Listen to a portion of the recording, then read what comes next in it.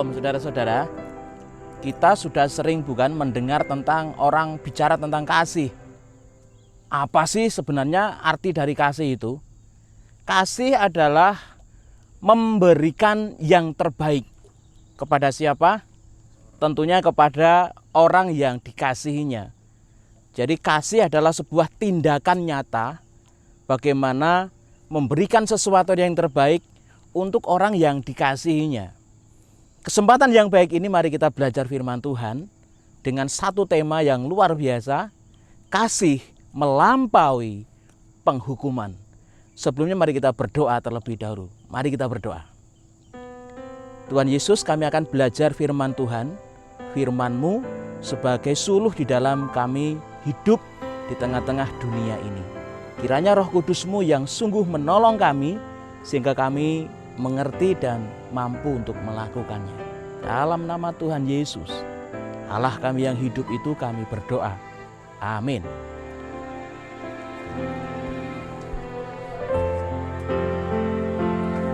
Saudara, kita buka Alkitab kita dari Injil Yohanes, pasal yang ke-12, ayatnya yang ke-20 sampai dengan yang ke-36.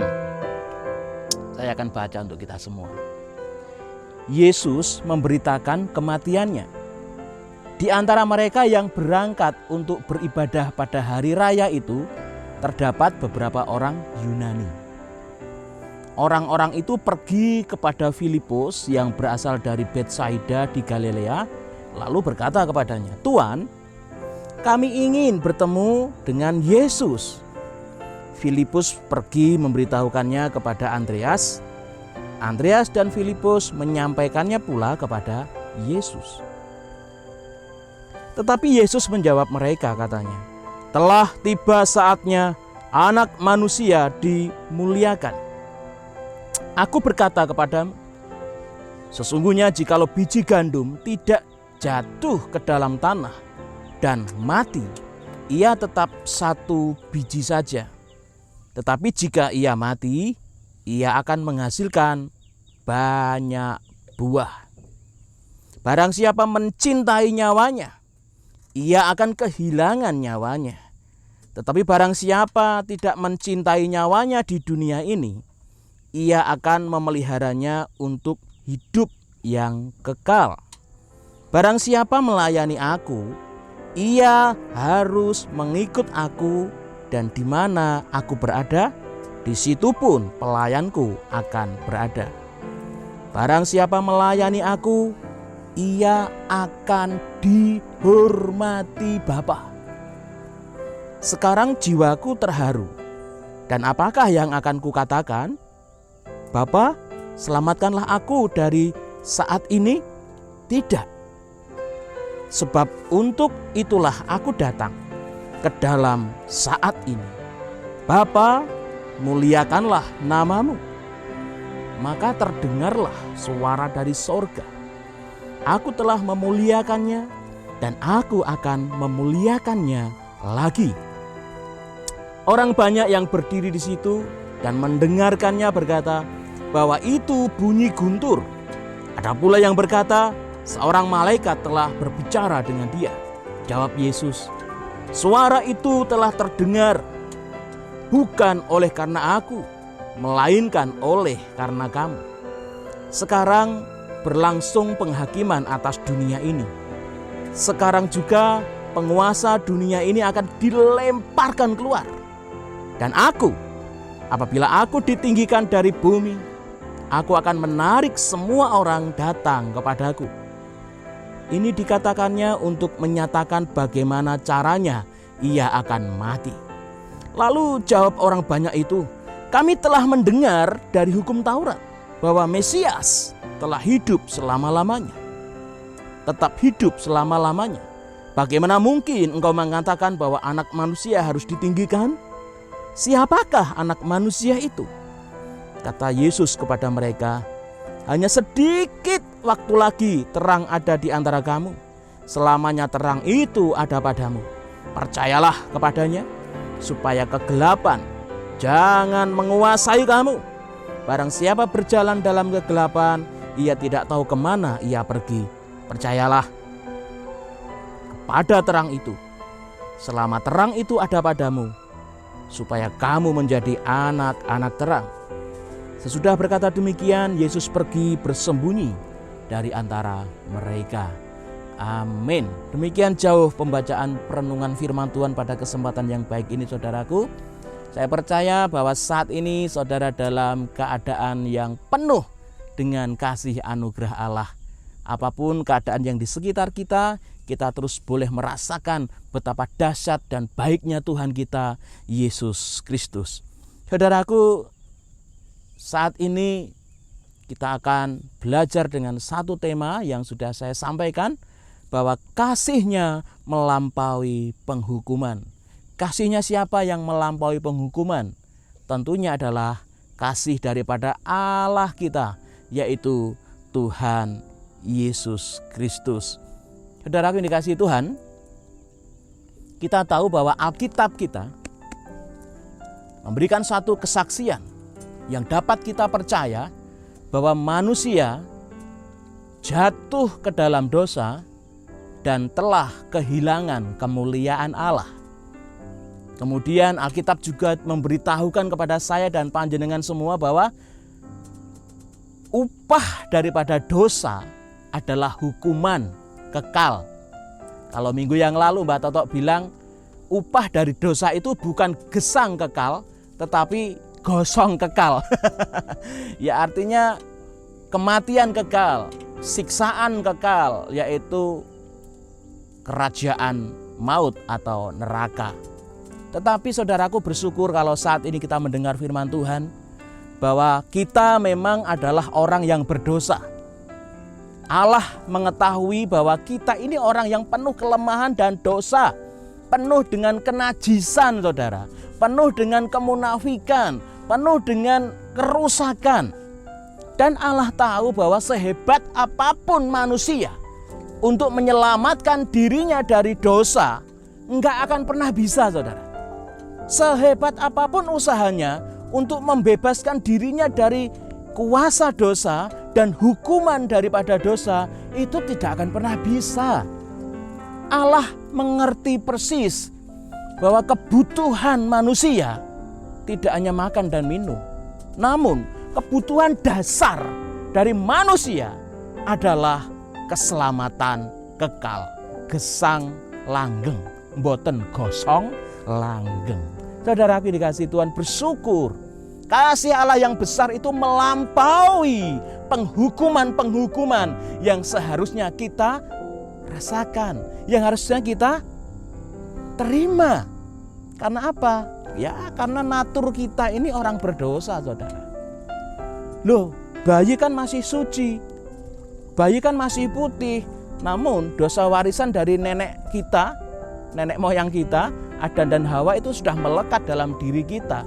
Oleh karena itu dosa itu membuat manusia itu selalu ingin berbuat sesuatu yang menentang Allah. Karena inilah natur manusia, kita sudah mewarisi dosa. Oleh sebab itu saudaraku, Allah yang penuh kasih, yang telah menciptakan kita, tidak mau kita mati gosong langgeng karena menanggung hukuman dosa. Tetapi Allah mau menyelamatkan kita dari hukuman itu. Saudara yang dikasihi Tuhan, kita bicara sejak tadi tentang kasih Allah. Saya sudah matur di hadapan panjenengan bahwa kasih itu adalah memberikan yang terbaik untuk orang yang dikasihinya. Konteks ketika kita bicara tentang kasih Allah yang telah memberikan kasihnya kepada orang yang dikasihinya, itu siapa? Kulo kalih panjenengan, tidak orang lain. Manusia itu adalah ciptaan Allah yang paling dikasihi Allah. Dan Allah mau menunjukkan bukti cintanya, kasihnya kepada manusia. Apa sih buktinya? Mari kita lihat. Kita lihat bukti kasih Allah kepada manusia yang dikasihinya. Benarkah Allah itu memberikan yang terbaik sebagai bukti cintanya, kasihnya kepada manusia yang dikasihinya? Mari saudaraku kita lihat bukti nyata kasih Allah kepada saya dan panjenengan di ayat yang ke-27. Sekarang jiwaku terharu. Dan apakah yang akan kukatakan? Bapa, selamatkanlah aku dari saat ini. Tidak, sebab untuk itulah aku datang ke dalam saat ini. Saudaraku, bukti Allah mengasihi kula lan panjenengan adalah Dia datang ke dunia.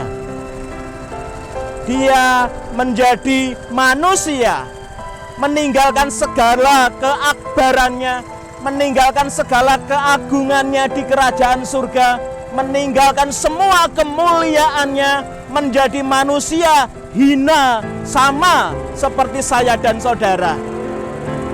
Dia merelakan untuk meninggalkan segala keagungannya di surga dan menjadi serupa dengan manusia dengan satu tujuan, menyelamatkan saya dan saudara dari penghukuman kekal atau gosong langgeng tadi. Saudaraku, inilah bukti nyata kasih Allah kepada saudara dan saudara. Mungkin saudara bertanya, Gusti Allah kok dadi manungso? Saya bertanya balik saat ini, mungkin enggak setan itu bisa berubah jadi manusia? Gondoruo itu bisa berubah jadi manusia enggak? Bisa. Lalu apakah Allah mustahil kalau dia juga bisa berubah menjadi manusia? Tetapi bedanya adalah tujuannya, saudara.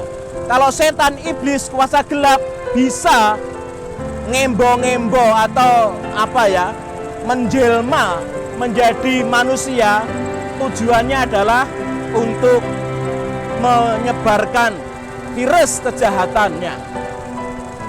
Tetapi Yesus Kristus Tuhan Allah menjadi manusia untuk satu tujuan, menyelamatkan saya dan saudara. Percayalah, Allah tidak mungkin melakukan sesuatu yang jahat pada diri kita, tetapi Allah yang mencintai kita itu akan membuktikan cintanya dengan memberikan kasihnya yang paling baik, yaitu nyawanya, hidupnya, menggantikan posisi kita untuk mendapatkan hukuman kekal. Tuhan Yesuslah pribadi yang mampu menyelamatkan hidup kita dari penghukuman kekal. Karena Allah tahu saya dan saudara tidak akan pernah mampu bisa menyelamatkan diri kita sendiri dari kuasa dosa. Luar biasa bukan? Ketika Allah menyatakan kasih, Dia tidak hanya ngomong saja, tetapi ada tindakan real, tindakan nyata, inisiatif yang luar biasa, turun dari kerajaan surga, datang ke dunia, supaya manusia bisa melihat bagaimana Dia berkarya, sampai pada akhirnya tiba waktunya untuk Dia dipermuliakan dengan cara salib harus ditanggungnya. Hanya satu cara jalan menuju kemuliaan, saudara, yaitu jalan salib itu sendiri. Tuhan Yesus harus melampaui itu, dan setelah ketiga hari kematiannya, Allah mempermuliakan Dia dengan membangkitkannya dari antara orang mati. Allah kita menang, sengat maut tidak ada artinya lagi. Nah, sekarang kita, orang yang rusak ini, orang yang sudah sangat hancur najis ini, sudah dikasihi Allah sedemikian rupa sehingga kita mendapatkan keselamatan langgeng, hidup kekal. Apa yang harus kita lakukan, saudara? Apa yang harus kita lakukan sebagai bukti bahwa kita mengasihi Allah? Jangan hanya ngomong saja yang keras, aku mengasihi Engkau Tuhan. Jangan hanya nyanyi saja yang keras dengan mengatakan aku mengasihi Engkau Yesus dengan segenap hatiku. Kalau nyanyi, saudara, semua orang bisa. Mari kita nyatakan wujud kasih kita kepada Allah dengan memberikan yang terbaik kepada Allah. Apa itu? Mari kita lihat bersama-sama saudaraku. Ayat 23 saya akan baca untuk kita semua. Tetapi Yesus menjawab mereka katanya, telah tiba saatnya Anak Manusia dimuliakan. Sudah tiba waktunya Allah kita, Yesus akan dimuliakan. Di awal saya bilang bahwa tidak ada jalan kemuliaan selain salib. Yesus Tuhan Allah kula panjenengan meneladankan bagaimana dia tidak lari dari salib. Dia ambil salib itu, dia pikul salib itu dengan setia sampai dia mati di atas kayu salib itu. Pada akhirnya dengan jalan salib itulah Allah Bapa mempermuliakan Yesus Kristus Tuhan. Demikian pula dengan saya dan saudara. Tidak ada jalan lain saudara untuk kita boleh merasakan hidup dalam kemuliaan Allah kalau saya dan saudara tidak mengambil jalan salib itu. Sebagai bukti kalau kita mengasihi Allah, jangan lari dari salibmu. Hadapilah salib itu. Ambil salib itu. Pikullah salib itu dengan penuh kesetiaan sampai akhir hidupmu. Saudara, ada sebuah unen-unen Jawa begini. Ora ana jaduk tanpa topo. Ora ana mulya tanpa coba. Artinya tidak ada orang yang penuh dengan kesaktian kalau dia tidak prihatin bertapa. Tidak ada kemuliaan kalau tidak ada pencobaan-pencobaan. Hidup kita tidak sepi dari pencobaan saudara. Jangan takut, hadapilah itu dengan kuasa Tuhan. Melekat, jangan hanya dekat. Melekatlah kepada Tuhan. Tuhan yang akan merampungkan semua pencobaan-pencobaan itu. Jadi wong Kristen itu orang terus nak kepenak. Tetapi ada banyak tantangan. Gereja, prasasat, baito. Seperti kapal di tengah-tengah lautan saudara. Itulah hidup orang percaya. Tidak sepi pambengan, tidak sepi tantangan. Tetapi percayalah, ketika kita mau ambil salib itu, hadapi salib itu bersama dengan kekuatan Roh Kudus, kita akan boleh melampaui pencobaan-pencobaan itu karena pertolongan Tuhan. Percayalah, Yesus mampu menolong kita. Yang kedua saudara, bukti kasih kita kepada Allah adalah hiduplah dalam terangnya. Ayat yang ke-35 saya akan baca untuk kita semua. Ayat 35 demikian firman Tuhan. Kata Yesus kepada mereka, hanya sedikit waktu lagi terang ada di antara kamu. Selama terang itu ada padamu, percayalah kepadanya. Siapakah terang itu saudara? Inggih Gusti Allah piyambak. Inggih Sang Yehuwah piyambak. Inggih Gusti Yesus Kristus. Hiduplah di dalam terang. Saudara, saat ini terang sekali bukan? Dengan terang ini saya bisa melihat bahwa oh itu ada tulisan Bendungan Logong. Dengan terang ini saudara, saya melihat bahwa di samping saya ini air. Dengan terang ini saudara, saya bisa melihat bahwa oh itu ada anak-anak saya. Oh ini jam berapa? Jam 5 kurang 10 menit seandainya. Dengan terang artinya jelas. Kita bisa melihat segala sesuatu. Dengan terang kita bisa melangkah dengan tidak kesasar atau tersesat.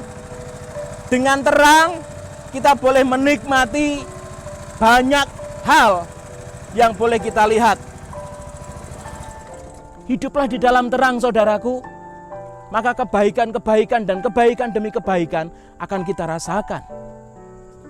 Bapak, Ibu, dan saudara yang dikasihi Tuhan, hati-hati. Firman Tuhan mengatakan demikian. Yesus berkata kepada banyak orang itu, hanya sedikit waktu lagi terang itu ada di antara kamu. Waktu ini ada batasannya, saudara. Jadi selama terang itu ada padamu, percayalah kepadanya. Supaya apa? Kegelapan tidak menguasai kamu. Jadi jelas sekali bukan? Ketika kita hidup di dalam terang, maka kegelapan itu tidak akan berani mendekati kita. Hanya ada satu cara mengusir kegelapan, yaitu dengan terang. Hadirkanlah terang itu, Allah itu dalam hidupmu. Saudaraku, mengerikan ketika kita hidup dalam kegelapan, bukan? Kita akan bingung. Kegelapan itu nggak tahu jalannya kemana.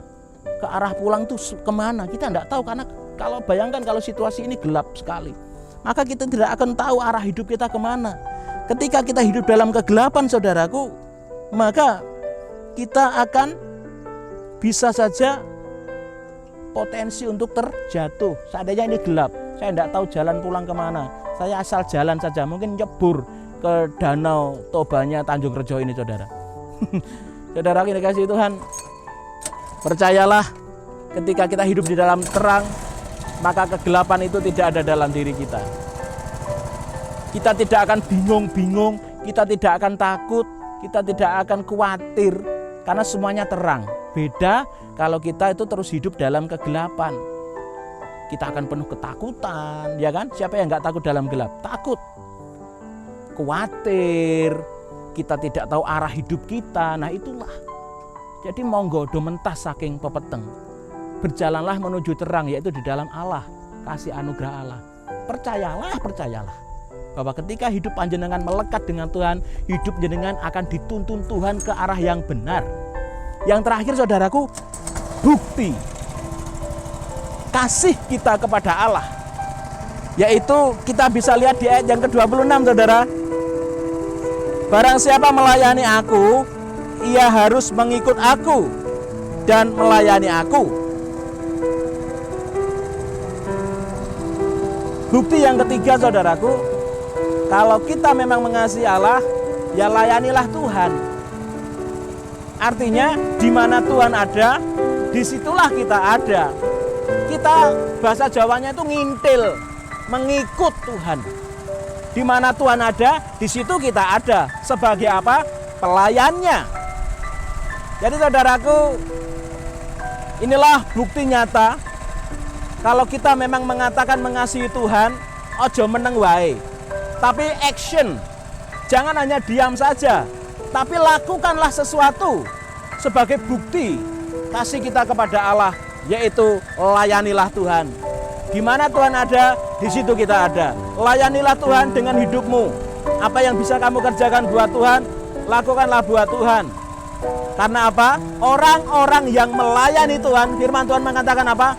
Dia akan dihormati Bapa. Amin. Tidak hanya pejabat negara ini, saudara, tapi Tuhan, Bapa kita, menghormati kita ketika kita melayani Dia. Mari buktikan kasihmu kepada Allah dengan lakukan 3 hal ini, saudara. Ambil salib, pikul salibmu, jangan takut, pikullah itu dengan penuh setia sampai akhir hidupmu. Yang kedua, saudaraku, hiduplah dalam terangnya. Yang ketiga, saya mau katakan pada kesempatan ini, layanilah Dia selama kita diberikan kesempatan untuk melayaninya sebelum semuanya terlambat. Tuhan Yesus yang mengasihi kita memberkati kehidupan kita semua. Amin.